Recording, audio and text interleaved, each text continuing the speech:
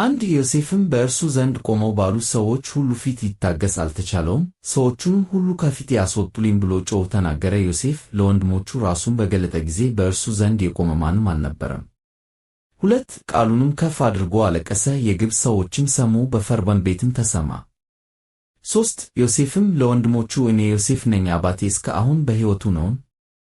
አለ። ወንድሞቹም ይመልሱለት ዘንድ አልቻሉም፣ በፊቱ ደንግጠው ነበርን። 4 ዮሴፍም ወንድሞቹን ወደ እኔ ቅረቡ አለ። ወደ እርሱም ቀረቡ፣ እንዲህም አላቸው፣ ወደ ግብፅ የሸጣችሁኝ እኔ ወንድማችሁ ዮሴፍ ነኝ። 5 አሁንም ወደዚህ ስለ ሸጣችሁኝ አትዘኑ አትሩም፣ እግዚአብሔር ሕይወትን ለማዳን ከእናንተ በፊት ሰዶኛል። 6 ይህ 2 ዓመት በምድር ላይ ራብ የሆነበት ነውና የማይታረስበትና የማይታጨድበት 5 ዓመት ገና ቀረ። 7 እግዚአብሔርም በምድር ላይ ቅሬታን አስቀርላችሁ ዘንድ በታላቅ መድኃኒትም አድናችሁ ዘንድ ከእናንተ በፊት ላከኝ። 8 አሁንም እናንተ ወደዚህ የላካችሁኝ አይደላችሁም፣ እግዚአብሔር ላከኝ እንጂ። ለፈርዖንም እንደ አባት አደረገኝ፣ በቤቱም ሁሉ ላይ ጌታ፣ በግብፅ ምድርም ሁሉ ላይ አለቃ አደረገኝ። 9 አሁንም ፈጥናችሁ ወደ አባቴ ውጡ፣ እንዲህም በሉት ልጅህ ዮሴፍ የሚለው ነገር ይህ ነው፣ እግዚአብሔር በግብፅ ምድር ሁሉ ላይ ጌታ አደረገኝ፣ ወደ እኔና አትዘግይ። 10 በጌጄምም ምድር ትቀመጣለህ፣ ወደ እኔም ትቀርባለህ፣ አንተና ልጆችህ፣ የልጆችም ልጆች፣ በጎችህና ላሞችህ፣ ከብትህም ሁሉ። 11 በዚያም አንተና የቤትህ ሰዎች የአንተ የሆነው ሁሉ እንዳትቸገሩ እመግብሃለሁ፣ የራቡ ዘመን ገና 5 ዓመት ቀርቶአልና። 12 እነሆም ለእናንተ የተናገረቻችሁ የእኔ አፍ እንደሆነች የእናንተ ዓይኖች አይተዋል፣ የወንድሜ የብንያምም ዓይኖች አይተዋል። 13 ለአባቴም በግብፅ ምድር ያለኝን ክብሬን ሁሉ ያያችሁትንም ሁሉ እንገሩት፣ አባቴንም ወደዚህ ፈጥናችሁ አምጡት። 14 የወንድሙን የብንያምንም አንገት አቅፎ አለቀሰ፣ ብንያምም በአንገቱ ላይ አለቀሰ።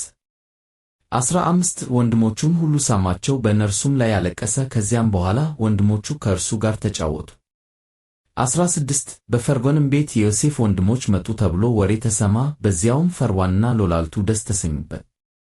17 ፈርዖንም ዮሴፍን አለው፣ ለወንድሞችህ እንዲህ ብለህ እንገራቸው፣ ይህን አድርጉ፣ ከብቶቻችሁን ጭናችሁ ወደ ከነዓን ምድር ሂዱ።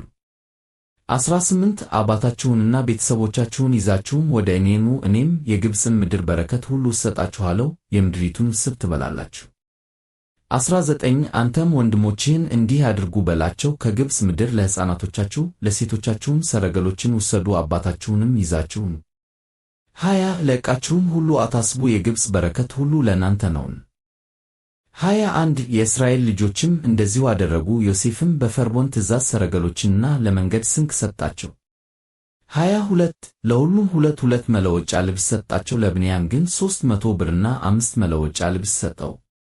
23 ለአባቱም እንደዚሁ ሰደደ፣ የግብፅን በረከት የተሸከሙ 10 አህዮችን፣ ደግሞ በመንገድ ለአባቱ ስንቅ ስንዴና እንጀራ የተሸከሙ 10 ሴቶች አህዮችን። 24 ዮሴፍም ወንድሞቹን አሰናበታቸው፣ እንዲህም አላቸው፣ በመንገድ እርስ በርሳቸው አትጣሉ።